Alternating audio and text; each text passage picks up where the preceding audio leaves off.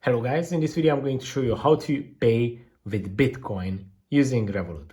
So basically it's pretty easy. I'm going to show you step by step. Basically you just have to open up your Revolut application. Just a second. When you have done that, you just have to open up the home page, which is right here. On the home page, go to the top right corner of the screen where you can open up your cards menu. These are all your debit cards. It may differ for you depending on what type of debit cards you have, but you will see all of them right here.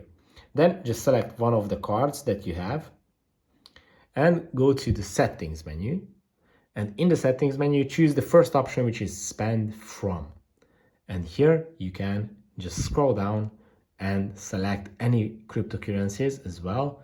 And if you choose Bitcoin, from now on, you will be able to pay with Bitcoin using your debit card. It's basically going to charge your Bitcoin wallet for this payment.